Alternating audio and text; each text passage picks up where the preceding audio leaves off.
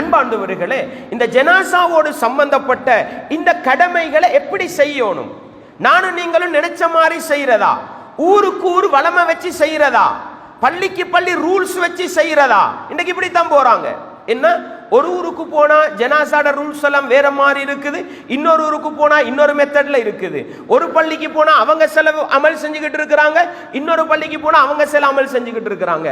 என்னவாப்பா இப்படி வித்தியாசப்படுத்தி செய்றீங்கன்னா, இது எங்கட ஊரு, நாங்க நினைச்ச மாதிரி தான் செய்வோம்.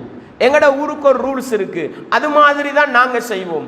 எங்கட ஜமாத்துக்கு ஒரு ரூல்ஸ் இருக்கு, அது மாதிரி நாங்க செய்வோம். எங்கட மதுஹபுக்கு சில ரூல்ஸ் இருக்கு, அது மாதிரி நாங்க செய்வோம்.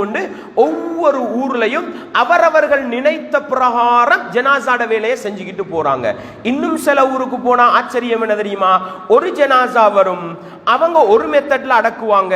அதுக்கு அரவருக்கு போற இன்னொரு ஜனாசா வரும், அவங்க இன்னொரு மெத்தட்ல அடக்குவாங்க.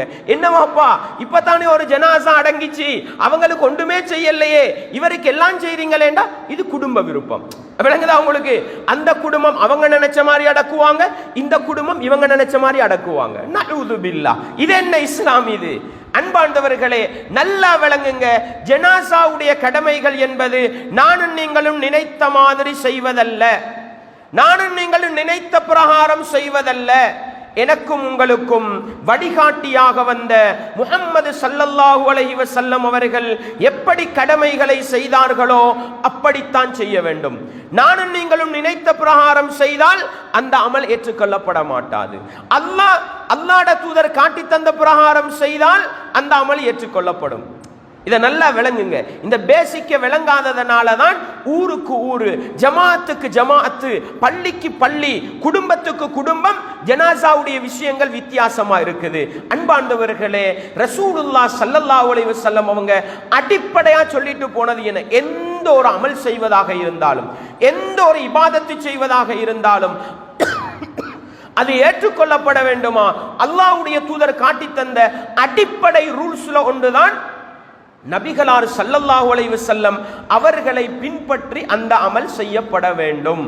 குல், நபியே நீங்கள் சொல்லுங்கள், இன் குன்தும் துஹிப்பூனல்லாஹ, நீங்கள் அல்லாஹ்வை நேசிப்பவர்களாக இருந்தால். எப்படி நிபந்தனை? எப்படி நிபந்தனை? நீங்கள் அல்லாஹ்வை நேசிப்பவர்களாக இருந்தால் ஃபத்தபிஊனி, முஹம்மதே நீங்க சொல்லுங்க, முஹம்மதாகிய என்னை பின்பற்றுங்கள். யுஹ்பிபுகுமுல்லாஹ், அல்லாஹ் உங்களை நேசிப்பான். வயக்ஃபிர் லக்கும் துனூபக்கும், உங்களுடைய பாவங்களை அல்லாஹ் மன்னிப்பான். அன்பார்ந்தவர்களே, ரசூலுல்லாஹ்வை பின்பற்றி அமல் செய்யறது சும்மா விஷயம் அல்ல. நானும் நீங்களும் அல்லாஹ்வை நேசிக்கிறோம் என்பதற்கு அடையாளம் முஹம்மது நபி அவர்களை பின்பற்றுவதுதான்.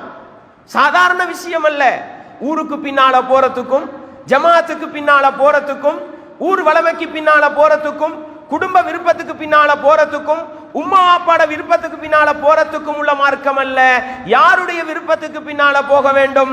அல்லாஹ்வுடைய தூதரின் விருப்பத்துக்கு பின்னால் போக வேண்டும். இது யாருக்குள்ள நிபந்தனை? அல்லாஹ்வை நேசிக்கிற மனிதர்களுக்குள்ள நிபந்தனை. நாங்க எல்லாரும் அல்லாஹ்வை நேசிக்கிறோமா இல்லையா? எல்லாரும் அல்லாஹ்வை நேசிக்கிறோம். நேசிக்கலன்னா காஃபிரா போயிடுவாங்க, முர்த்தத்தா போயிடுவாங்க. நாங்கள் அல்லாஹ்வை நேசிக்கிறோம் என்பதன் அடையாளமே முஹம்மது நபி அவர்களை பின்பற்றுவதுதான். முஹம்மது நபி அவர்களை பின்பற்றினால்தான் அல்லாஹ்வுடைய நேசம் எங்களுக்கு கிடைக்கும், எங்கட பாவங்கள் மன்னிக்கப்படுறதுக்கு காரணமா இருக்கும். எனவே ஜனாசாவுடைய கடமைகளை நபிகளார் எப்படி செய்தார்களோ அப்படி நாங்கள் செய்யும் பொழுதுதான் அல்லாஹ்வுடைய நேசம் கிடைக்கும், அல்லாஹ்வுடைய மன்னிப்பு கிடைக்கும். இல்லைன்னா என்ன செய்யாது? ஒன்றும் கிடைக்காது. எனவே இது சாதாரண விஷயம் அல்ல. நபிகளாரை பின்பற்றி ஜனாசா கடமையை செய்யணும்ன்றது சாதாரண விஷயம் அல்ல, சமாளிக்கிற விடயம் அல்ல, விட்டு கொடுக்கிற விடயம் அல்ல. உண்மையான முஃமின் இறுக்கி பிடிக்க வேண்டிய விடயம் என்பதை நானும் நீங்களும் மறந்துவிடக் கூடாது.